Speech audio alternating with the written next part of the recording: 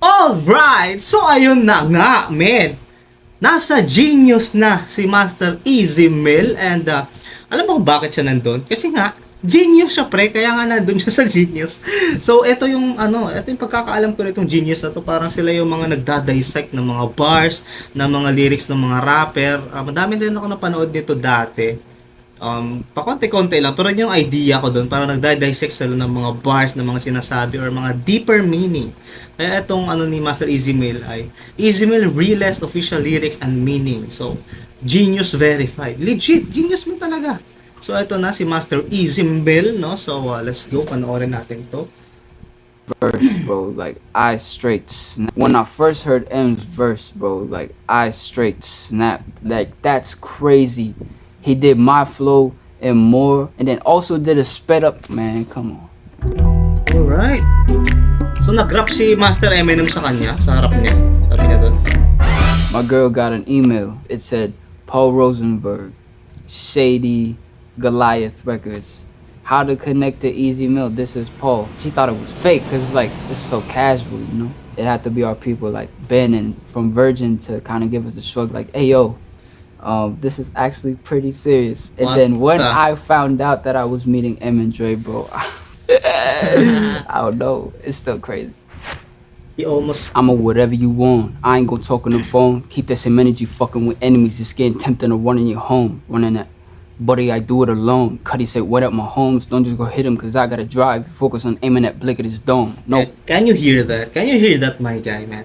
This is what I'm talking about. So madami din ako napanood dito sa Genius na to na kinanta or kumanta ba dito.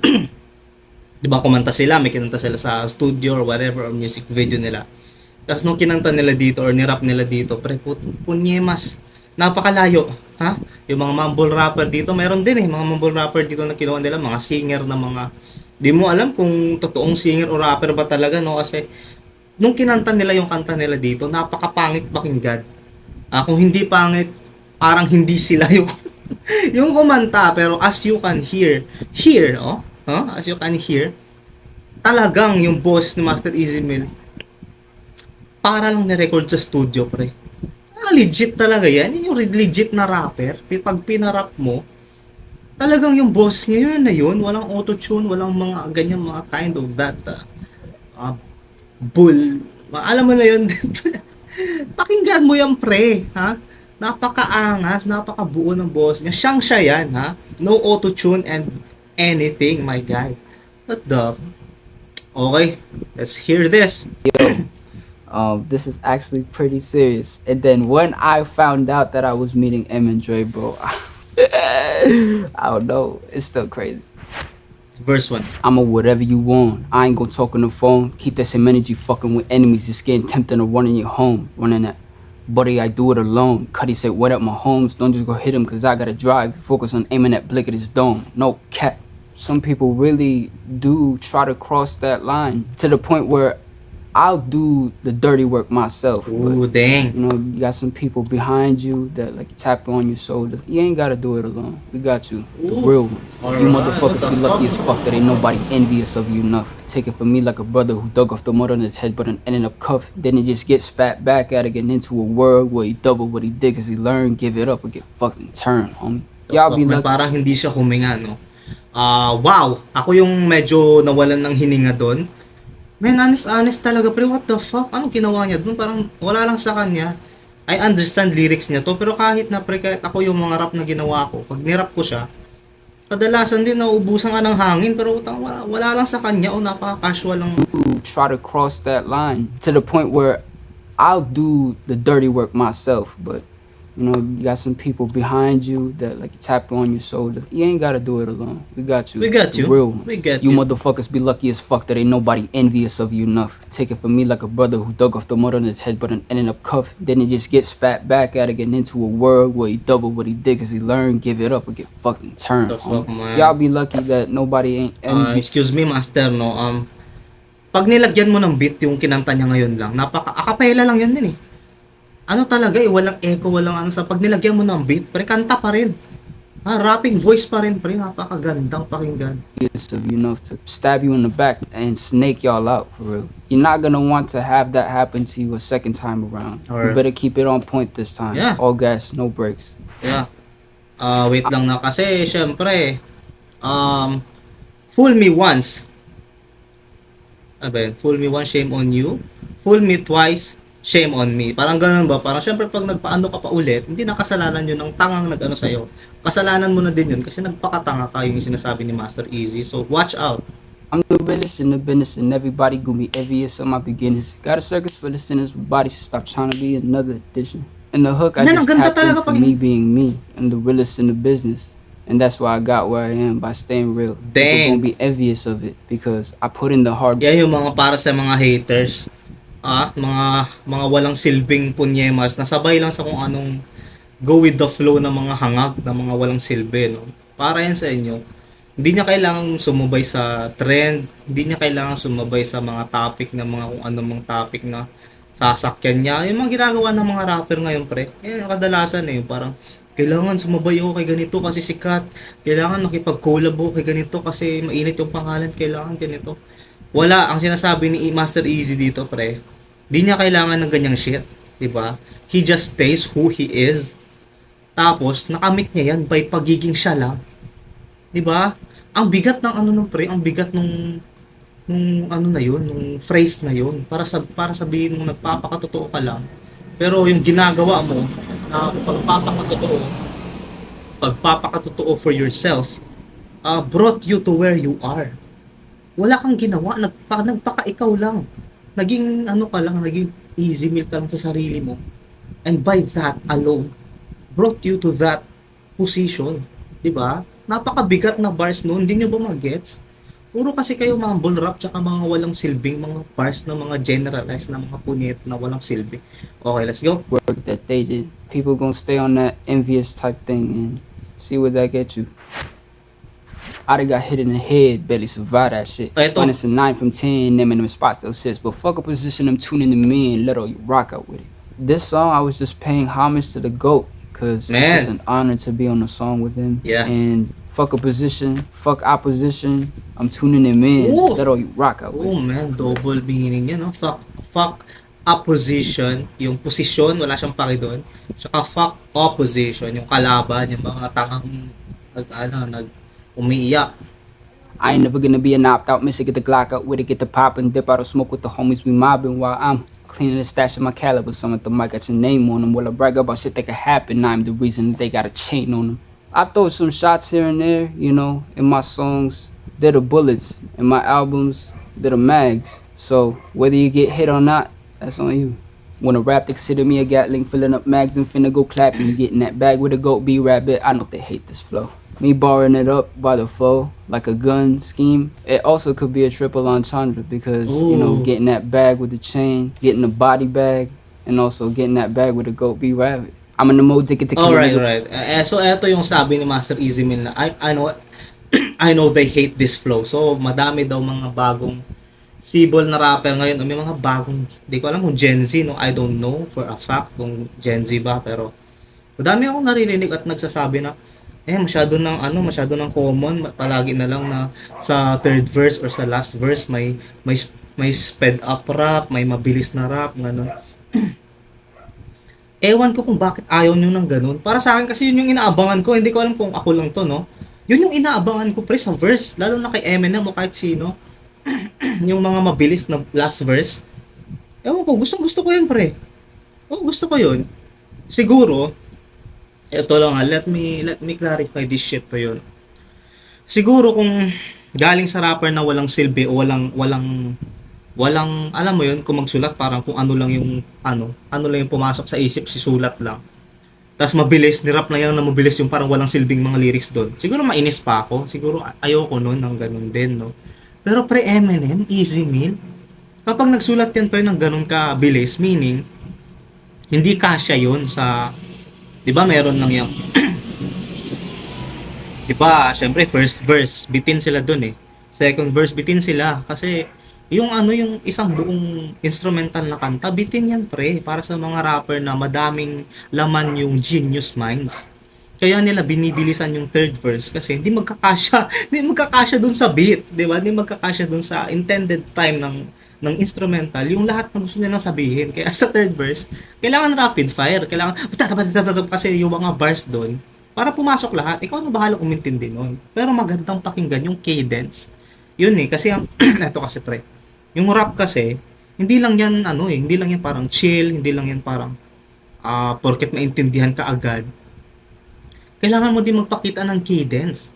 Kailangan mo din magpakita ng speed rap. Kailangan mo din magpakita ng change in ano, kailangan mo magpakita ng variation sa sound. Kailangan mo din magpakita ng yung words parang beat siya pakinggan. Madaming ano sa rap, madaming mga components 'yan. Ha?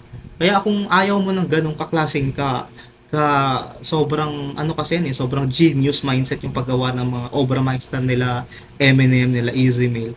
Kung ayaw mo nun, meaning yung utak mo hanggang dyan lang yan. 'Di ba? Ka-level mo lang yung mga hindi nag-appreciate ng totoong concept ng rap.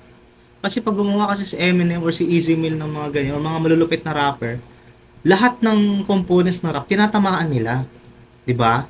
Yun lang yung problema mo, men eh. So, if you don't understand and don't appreciate this shit, you are the problem. Maybe you should listen to MGK, his, kasi nag-transfer na siya sa ano eh, sa rock. Doon ka makinig. Ha? Diba? Kahit nga yung Rap Devil ni MGK, magandang pakinggan eh, kasi nga kompleto yung rekado niya doon, kahit na pinulbos siya ni Eminem, magandang pakinggan, di ba? Doon ka sa MGK na rock makinig. Pero MGK na rap artist, maangas yung ano niya, yung ano yan na doon, yung kill shot, hindi, kill shot, yung ano ba yan? Na title ng ano niya kay Eminem. Basta yun na yun, pero pinulbos pa rin siya ng hari, di ba? Kung kayo kasi hindi nyo nakikita yung totoong obra maestra, let's go. With the best sticking you know, it also could be a triple entendre because, you know, getting that bag with the chain, getting the body bag, and also getting that bag with the goat B rabbit. O yung mga pinapakinggan nyo ba, may triple entendre? Wala, di ba? Katamaran. Lazy writing ang meron ng ano mo, tsaka magandang beat. Yun naman eh. Di ba? Yun ang naman ang gusto yung rapper, yung magandang beat, dun kayo nababaliw. Dun lang. Nakakainis men eh. Alright. Pakinggan natin tong fast part. I'm more addicted to kill a nigga with the best sticking you know, me never getting a penny less, still in the foes, then I'ma spit it, niggas says sick of the hoe, they get the bitch and the bigger the breast, nevertheless I'ma get it in it with it, you can never bet it, instead of setting the bed up, I let up, put the beretta, make it do drilling you bitches in front of it, cause I kinda getting fed up, I was leaving y'all with her, like, man, I knew Dang. they were gonna hate that flow, but it's because they suck. Yeah. They don't know how to do it properly. Yeah. I learned how to do that flow. I just said it before you said it, Master Easy. I know this shit, man. Because real listeners, real hip-hop lovers, real rap lovers, love this shit. Diba? Problema kasi itong mga punyeta na to, naghahanap lang talaga sila ng rason. Mabilis na part na kung ano, parang mga kung ano-anong sinasabi. Hindi naman eh, ilagay mo sa papel. Diba? Basahin mo, may bars yan. May multi yan. Diba? Yung mga tamad kasi mag-isip at magsulat, ayaw nila, gusto nila kung anong irarap mo, gets agad. 'Di ba? Hindi naman ganoon yung totoong art form niyan. Meron niyang metaphor, merong double meaning 'yan. Ang bobobo nyo kasi, yun lang yung ano niyan, yung explanation By listening to a lot of Eminem and Tech 9. What inspired me to try to do that was Speed 'Em. That song is just nuts. Speed 'Em. Hindi ko alam yun M is the GOAT to me because of the transparency he puts in his lyrics. Yeah. That's what I'm talking about, my guy. The transparency, di ba? Kasi Eminem got where he is because of his being real with himself. So, tingnan natin yung comment kasi parang sa ano kasi sa Easy Millers na ano namin, na group chat, parang may nang away dun kay Madam ano eh, kay Master Elena eh. Saan ba yun dito? May negative comment dito eh. Andito pala si Jem DEG, oh. Got him easy. We're here for you. Alright. Tingnan natin yung comments. Kung sino yung makikita natin yung mga master na nandito. Ito si Ma'am Elena JYS andito. I love this. I hit the sub button. Looking forward for easy meal content. Diba? Parang nakaaway siya dito. Ano ba yun? Yung mga walang silbi na nagko-comment. This guy is sick. Alright. So, ano makichismis din minsan eh. Saan ba yun? Imagine mo, pre, napakawalang silbi talaga tong ibang to. Haters will always hate what others can do better than them. Tama! Tama! Ang galing kasi talaga eh. Yung mga nagki-critic, alam mo yung grabe mag-critic, grabe mag-ano, hindi nagra-rap. Ha? 'Di ba? Hindi nagra-rap. Ganito kasi yan, pre. Para tapakan mo yung sining ng isang na ginagawa ng rap artist, matuto ka munang sumulat ng basic na kanta na rap. Sige, sumulat ka daw ng isang verse.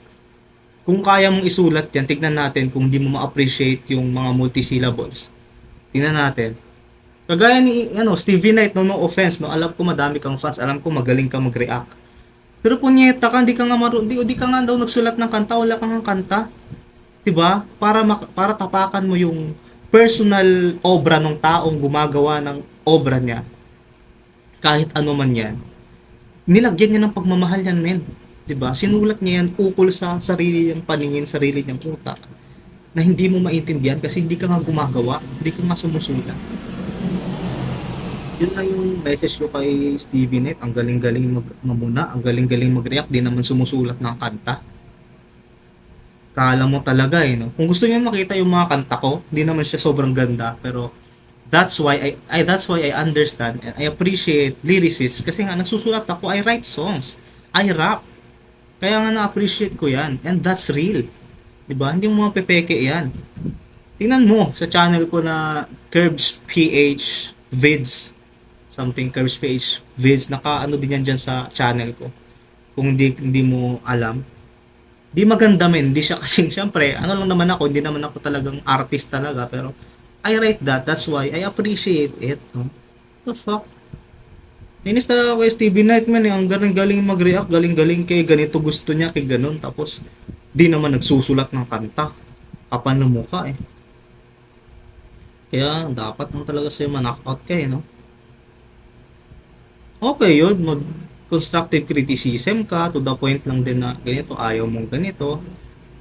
Pero yung grabe ka na mag-critic, halos, kasi ganito, alam ko kasing maibubuga pa siya, kulang pa to.